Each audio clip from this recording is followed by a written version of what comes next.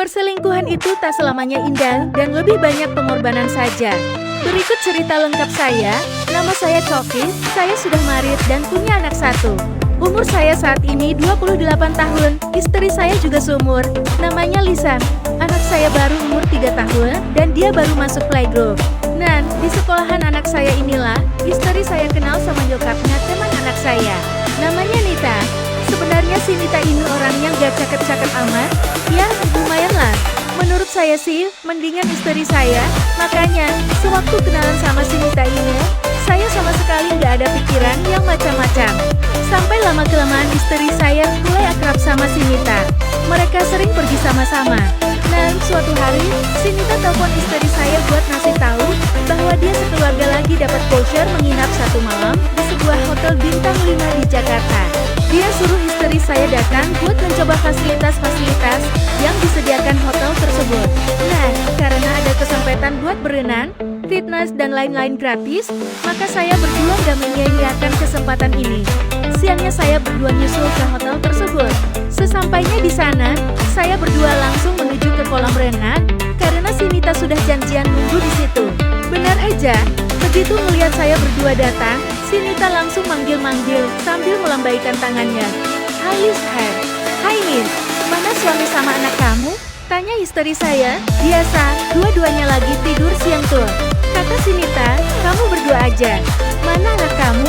Gak ikut deh, Min. Abisnya repot kalau ngajak anak kecil kataku. Ya sudah, sekarang gimana? Kamu berdua mau berenang gak? Atau mau fitness aja? Langsung fitness aja deh. Mit, begitulah. Setelah itu kita bertiga langsung menuju ke tempat fitnessnya. Dan setelah ganti baju di locker room, kita bertiga mulai berfitness lihat. Asik juga sih. Sampai-sampai gak terasa sudah hampir 3 jam kita fitness. Wah, badan rasanya sudah capak benar nih. Setelah selesai kita bertiga terus bilas di ruang ganti dan langsung menuju ke ruang whirlpool. Nah, sampai di sini kita bertiga bingung sebab ruang whirlpoolnya ternyata cuma satu. Wah, gimana nih? Tapi akhirnya kita coba-coba aja dan ternyata benar. Cewek sama cowok jadi satu ruangannya. Wah, malu juga nih. Apalagi si Nita, soalnya kita bertiga cuma dililit sama kain handuk. Setelah masuk ke dalam, saya tertegun karena di dalam saya lihat ada cewek yang dengan santainya lagi jalan mondar-mandir dalam keadaan gawat nih.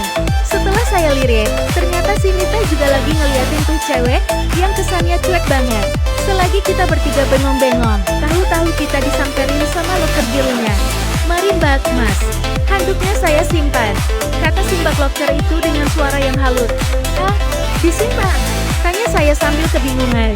Hihihi, iya mas, memang begitu peraturannya, biar air kolongnya nggak kotor, sahut si mbak dengan senyum genit luar. Mati deh saya, batin saya dalam hati, masa saya mesti berbugil rian di depan 1, 2, 3, 4 orang cewek sih? Sementara itu saya lihat istri saya sama si Nita juga lagi saling pandang kebingungan. Akhirnya saya yang memutuskan, gini deh mbak, kita lihat-lihat aja dulu. Nanti kalau mau berendam baru kita taruh handuknya di sini ya deh mas, kata si mbak lagi sambil tersenyum genit. Terus dia langsung berbalik jalan keluar ruangan. Setelah tinggal bertiga, istri saya langsung memandang si Nita. Gimana nih, Nit? Selagi si Nita masih terdiam bingung, istri saya langsung ngomong lagi. Ya sudah deh, kita terusin aja yuk, katanya sambil melepaskan handuknya. Sudah deh, Nit, buka aja nggak apa-apa kok, kata istri saya lagi. Benar Nit, Liz, terus si Coki gimana? Tanya si Nita sambil melirik malu-malu ke arah saya. Pada saat itu, saya cuma bisa pasrah aja dan berdoa moga-moga burung saya nggak sampai bangun. Sebab kalau bangun kan gawat. Si Nita bisa tahu karena saya cuma dililit handuk doang. Gak apa-apa, anggap saja kita kasih dia tontonan gratis, sahut istri saya lagi. Gawat juga Nil, saya benar-benar gak nyangka kalau istri saya sebaik ini. Sebab biasanya dia cemburuan banget. Akhirnya pelan-pelan si Nita mau juga melepasin handuknya. Aduh mat, begitu dia lepas handuknya, langsung aja saya menelan ludah saya sendiri. Sambil menatap bengong ke tubuh si Nita, melihat keadaan saya yang kayak orang linglung itu, istri saya langsung tertawa gali. Sementara si Nita masih berusaha menutupinya dengan kedua tangannya. Kenapa Her? Jangan bengong gitu dong, sekarang kamu yang mesti buka handuk tuh, kata istri saya lagi. Bayangin sebelumnya, sayang suami kamu nggak ikut ya?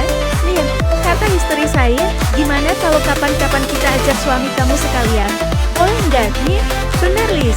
Ide yang bagus, tapi kita nggak boleh ngomong langsung, Lis.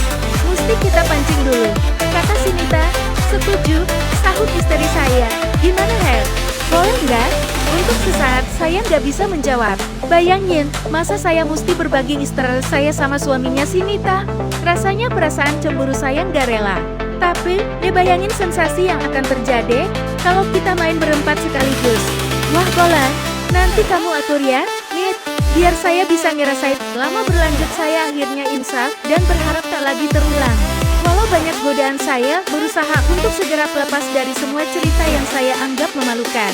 Kini masa lalu adalah cerita untuk aku ambil sebagai pelajaran dan menjadikanku lebih baik untuk masa mendatang.